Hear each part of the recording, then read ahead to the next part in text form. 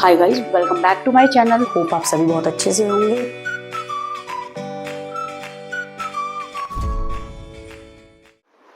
Hi students, welcome back to the channel. Hope आप सभी बहुत अच्छे से होंगे। आज हम करने जा रहे हैं अपना next part principal of management का।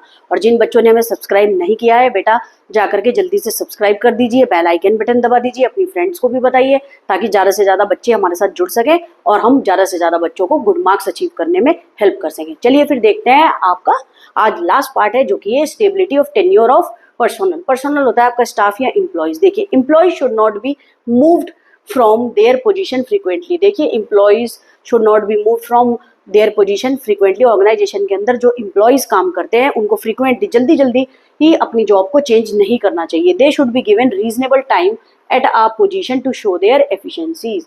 तो उनको क्या चीज देनी चाहिए? They should be given reasonable time. उनको एटलीस्ट रीजनेबल टाइम देना चाहिए, इतना टाइम देना चाहिए कि वो अपनी पोटेंशियलिटी, अपने पोटेंशियल, अपनी एफिशिएंसीज, काम करने की क्षमता उसको दिखा सके। Any such change should be made only when it seems unavoidable. ठीक है, ये चेंज तब करना चाहिए जब हमें लगे कोई भी सिचुएशन अनअवॉइडेबल है। Example, in case of illness.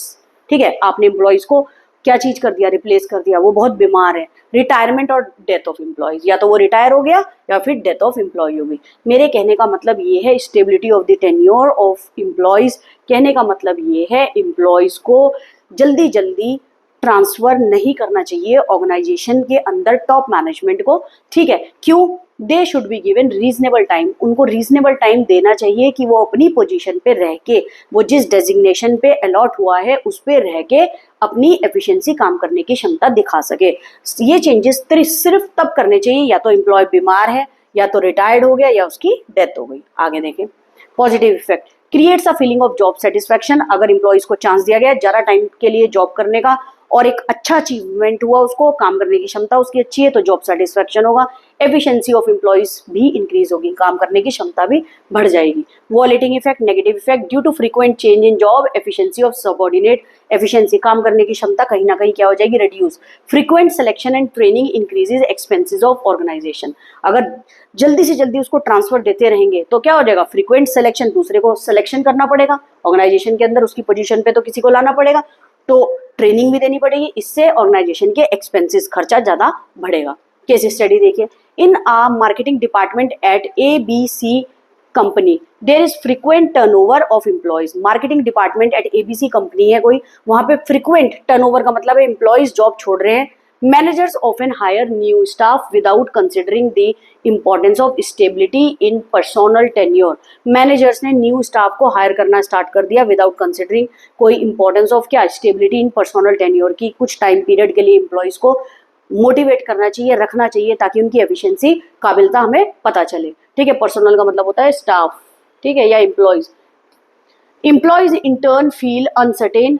Employees उस जगह पर क्या फील कर रहे हैं? अनसर्टेन का मतलब होता है रिस्की। ठीक है, रिस्क फील कर रहे हैं about their job security affecting their motivation, जिससे उनका मोटिवेशन लेवल कम हो गया, जॉब सेटिस्फैक्शन का उनको नहीं हो रहा है। ठीक है, क्यों? क्योंकि क्या हो रहा है? एम्प्लॉय टर्नओवर के बारे में कोई सोच ही नहीं रहा है। एम्प्लॉय ने मैनेजर ने हायर करना स्टार्ट कर दिया new staff. Which principle of management is violated here? Of course, कौन सा प्रिंसिपल ऑफ मैनेजमेंट वायलेटेड है यहाँ पर? Stability of tenure of personnel यानी एम्प्लॉयज और staff. This principle advocated by Henry Fayol emphasizes the importance of providing job securities to employees। यानी employees को क्या प्रोवाइड कर देनी चाहिए? Job securities to build their loyalty, ताकि उनकी लॉयल्टी टूवर्ड्स ऑर्गेनाइजेशन बनी रहे, डेडिकेशन टूवर्ड्स वर्क, काम को करने की एक इच्छा बनी रहनी चाहिए, और एक्सपर्टाइज ओवर टाइम, ताकि और टाइम भी जैसे जैसे बीतता जाएगा वो एक्सपर्ट बन जाए। ठीक है, आगे देखें।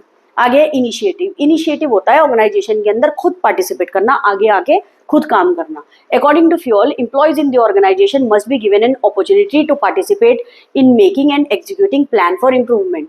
देखिए, इसके अंदर क्या है? एम्प्लॉयज को क्या चीज कहा जा रहा है? अकॉर्डिंग टू फ्यूल, इस प्रिंसिपल के अकॉर्डिंग ऑर्गेनाइजेशन के अंदर अपॉर्चुनिटी देनी चाहिए to participate in making and executing plan, ताकि प्लान को आगे बढ़ाएं और हर एक चीज में वो उनको पार्टिसिपेट करना चाहिए for improvement. A good company should have an employee suggestion system। a good company, याद रखना, a good company should have an employee suggestion system।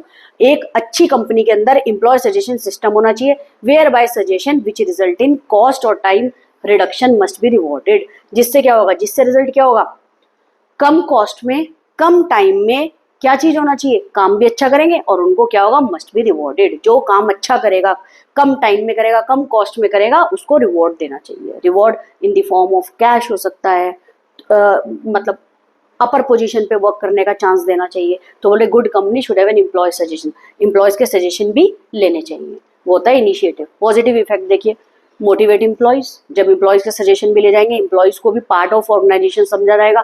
तो motivate employees, result in employees cooperation in implementing decision, result in employees cooperation, इससे क्या होगा, employees का cooperation मिलेगा decision making में भी, क्योंकि जब उनको भी पार्टिसिपेट करा जाएगा डिसीजन मेकिंग प्रोसेस में, तो इससे उनका भी कोऑपरेशन मिलेगा। वो भी अपने डिसीजन बता सकते हैं, वो भी अपने बता सकते हैं कि जो भी उनकी सलाह होगी। तो enhances thinking power of employees, जब टॉप मैनेजमेंट कोई उनसे सजेशन मांगेगी, इनसे उनकी थिंकिंग पावर भी और ज्यादा एनहेंस होगी। ठीक है। वॉलेटिंग effect, frustration among employees for non participation, अगर उनको पार्टिसिपेट नहीं कराया जाएगा ऑर्गेनाइजेशन के अंदर, एक्टिव डिसीजन वगैरह के अंदर उनकी सलाह नहीं ले जाएगी, तो फ्रस्ट्रेशन हो जाएगी among employees. Decline in thinking power of employees, क्या डिक्रीज हो जाएगी, थिंकिंग पावर ऑफ एम्प्लॉयज। अगर टॉप मैनेजमेंट उनसे कोई भी सलाह नहीं लेगी, तो इससे क्या हो जाएगा, उनकी थिंकिंग पावर भी क्या हो जाएगी, डिक्रीज हो जाएगी। Decline in employees attachment with the company, decrease क्या हो जाएगा, एम्प्लॉय का अटैचमेंट आपकी कंपनी के साथ, जो कि ऑर्गेनाइजेशन के अंदर क्या चीज होगा, एक उनका डामाडोल हो जाएगा। वो क्योंकि उनसे अगर कोई डिसीजन मेकिंग पावर में भी उनसे नहीं ही टॉप मैनेजमेंट रखेगी, उनसे कोई सलाह भी नहीं लेगी, तो उनसे क्या चीज हो जाएगा, ये एक नेगेटिव इफेक्ट होगा। केस स्टडी में देखिए, case study last line, which principle of management has been implemented here of late by the plant superintendent. देख लीजिए, the plant superintendent of the company is very sad. Plant superintendent, plant क्या होता है, plant वो नहीं होता है कि जिसके अंदर पानी दें, प्लांट वो होता है ऑर्गेनाइजेशन जहाँ पे वर्क चल रहा हो, बिजनेस एक्टिविटी चल रही हो। The plant superintendent of the company is very sad when he was on leave, he was expecting his subordinate to take the remaining work to the finish. वो expect क्या कर रहे थे कि जो उसके सबऑर्डिनेट है, जो बचा हुआ काम है वो फिनिश कर लें। However he finds a new way of dealing with this problem, he develops a system of suggestion building from the side of workers. देखिए उन्होंने क्या चीज करा, उन्होंने ही फाइंड अ न्यू वे, उन्होंने एक नया तरीका निकाला dealing with this problem. He develop a system of suggestion building, उन्होंने एक सजेशन बिल्डिंग के लिए वर्कर्स की साइड से एक सिस्टम निकाला। For this a suggestion complain box is to be kept where the workers can drop their advice. एक suggestion box बना दिया जिसमें वर्कर अपनी एडवाइस दे सकते हैं, अपनी सलाह दे सकते हैं, and hence take steps from their side. अब विच प्रिंसिपल ऑफ मैनेजमेंट पूछ रहे हैं, आप आराम से बता देंगे। Initiative was initially not followed. ठीक है बेटा, इनिशिएटिव पहले नहीं लिया गया था, and the establishment of suggestion और complaint box is a step in following it. देखिए जो उन्होंने क्या पूछा आपसे, उन्होंने कहा which principle of management has been implemented here of late by the plant superintendent. उन्होंने क्या इम्प्लीमेंट करा, बाद में ही तो सजेशन बॉक्स रखा है, जब काम नहीं हुआ। ठीक है, इसलिए तो वो सैड था। पहले ही उसको सजेशन बॉक्स रखना चाहिए था, पहले ही सलाह करनी चाहिए थी वर्कर्स के साथ, उनके ओपिनियन लेने चाहिए थे। तो उन्होंने कहा लेट किस चीज में कर दी, उन्होंने initiative was initially not followed. पहले बहुत ईजी है बेटा, कर लेना इसको अच्छे से। ठीक है, अब आपका लास्ट प्रिंसिपल है स्पिरिट डी कॉर्प्स, जिसको हम टीम स्पिरिट भी बोलते हैं। टीम स्पिरिट का मतलब है पूरी टीम को एक साथ मेल जोल करके कोऑर्डिनेशन के अंदर काम कराना। ठीक है, इससे ऑर्गेनाइजेशन गोल अचीव होगा और उनको लगेगा we are the part of the organisation only. ये होता है स्पिरिट डी कॉर्प्स। कोई भी पूछे, टीम स्पिरिट, टीम में रह के काम करना। ठीक है, ये लिखा भी है, देखिए बेटे। Spirit D corps emphasis on team spirit among employees. Team spirit का मतलब ये है हम मिलजुल के काम करेंगे और ऑर्गेनाइजेशन गोल अचीव करेंगे। Fayol suggested that all managers should replace I with we. बेटा इसको अच्छे से याद रखना, आई विद वी। अकेले के बारे में ना सोच के पूरी ऑर्गेनाइजेशन, अपने बारे में ना सोच के पूरी ऑर्गेनाइजेशन के बारे में सोचना। All managers should replace I with we in all conversation with workers to foster team spirit, ताकि सारे वर्कर्स के अंदर एक क्या चीज आए, टीम स्पिरिट, टीम में रह के काम करना। This will give rise to spirit of what, mutual trust and belongingness among the team member. इसमें वो सोचेंगे we are the part of the team only, belongingness रहेगी कि हम सब टीम का एक पार्ट है, तो हमें सबको मिलजुल के काम करना चाहिए, म्यूचुअली काम करना चाहिए, ताकि ऑर्गेनाइजेशन गोल अचीव हो सके। एज अ टीम काम करें। आगे देखें, अब है positive effect, develop trust among employees. क्या डेवलप कर दिया? Trust among employees. Employees are motivated to work in teams. Employees को मोटिवेट कर दिया गया कि वो काम करे टीम के अंदर। वॉलेटेड effect, loss of coordination among employees. क्या चीज हो गया? लॉस हो गया। किस चीज का लॉस हो जाएगा? नेगेटिव इफेक्ट क्या है? कोऑर्डिनेशन नहीं बन पाएगी अगर टीम स्पिरिट नहीं होगी। Kills team spirit. क्या चीज होगा? मोटिवेट नहीं होंगे, अगर पार्ट ऑफ द ऑर्गेनाइजेशन नहीं समझेंगे तो क्या हो जाएगा? Kills team spirit. Team spirit आपकी खत्म हो जाएगी। केस स्टडी देखिए, identify the principle of Fayol followed by the floor manager in the above case. Last line पढ़ी हमने, अब पढ़ेंगे हम case study. A floor manager of a mall is very capable as he utilizes all the functions of management. A floor manager of the mall, floor manager जानते हो, जो mall में अलग अलग फ्लोर होते हैं उसका मैनेजर, ठीक है, is very capable and he utilized all the function of management. He lays stresses on developing mutual trust. वो ज़्यादा से ज़्यादा स्ट्रेस किस चीज़ पे ले रहा है? Mutual trust and spirit of cooperation among the employees. Spirit of cooperation का मतलब ये होता है मिलजुल के काम करना। Under his guidance the employees admit that they learn a lot and are able to meet their target.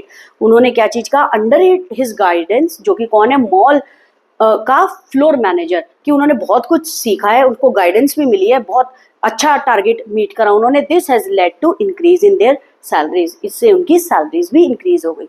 तो identify the principle of Fayol followed by the floor manager, obviously team spirit, और बहुत important है इसको अच्छे से करना। Fayol suggested that manager should replace I with we, ठीक है, जैसे मैंने बताया था, in all his conversation with workers to foster team spirit, ताकि जो वर्कर्स हैं उनके अंदर एक टीम स्पिरिट डेवलप हो कि हम टीम में रह के काम करेंगे ताकि ऑर्गेनाइजेशन गोल अच्छे से अचीव हो जाएगा। आई को रिप्लेस कर दिया वी के साथ कि we are the part of the organization, ठीक है बेटा। This will give rise to spirit of mutual trust. इनसे एक ट्रस्ट बन गया, यानी देखिए जो उसका मैनेजर था, जो कि फ्लोर मैनेजर था, जो उसकी टीम थी, उसका एक ट्रस्ट बन गया फ्लोर मैनेजर पे। अंडर हिज गाइडेंस पे उन्होंने बहुत कुछ सीखा, उनकी सैलरी भी रेज हुई। तो इससे क्या होगा? एक बिलोंगिंगनेस बन गई अमंग द टीम मेंबर, यानी एक दूसरे के साथ मिलके एक बिलोंगिंगनेस बन गई, और जिससे वो क्या? We are the part of the organization, we are the part of the team. उन्होंने ये सोचना स्टार्ट कर दिया और गोल अचीव हो गए, ठीक है बेटा। आई होप आपको ये सारे के सारे प्रिंसिपल अच्छे से क्लियर हो गए होंगे। अब बेटे देखिए, प्रिंसिपल ऑफ मैनेजमेंट की एज यू नो बहुत सारी वीडियोस आ चुकी हैं, ठीक है। अब आपका काम ये है इन सारी वीडियोस को अच्छी तरह से देखना, और ये चैप्टर आपको अच्छे से समझ में आ जाएगा। देखिए बेटा, सब लोग आपको थ्योरी समझाएंगे, लेकिन मैंने आपको हर एक टॉपिक के साथ आपको केस स्टडी दे दी है। माइट भी ये चैप्टर थोड़ा लॉन्ग चला है, लेकिन मुझे आपका फ्यूचर तक बहुत अच्छा से लेकर के चलना है, क्योंकि अगर आपने अभी कर लिया, फ्यूचर के लिए आप पे एक बर्डन नहीं पड़ेगा। और मेरा आपसे ये प्रॉमिस है, अगर आपने इन केस स्टडी को कर लिया है, आप किसी भी बुक की केस स्टडी कर लेना, आप क्रैक कर लोगे, ठीक है। केस स्टडी की अब कोई भी प्रॉब्लम नहीं रहेगी। अब आपको मेरे साथ साथ पढ़ना है ताकि हम एंड में फोड़ दें और हम इतने अच्छे मार्क्स लेकर के आए कि फुल मार्क्स भी लेकर के आए। Thank you so much. देखिए बेटा, आप लोगों को अब हार्ड वर्क करना है और आपको अच्छे से काम करना है, और सब्सक्राइब करना मत भूलना और अपनी फ्रेंड्स को भी बताना। Thank you so much.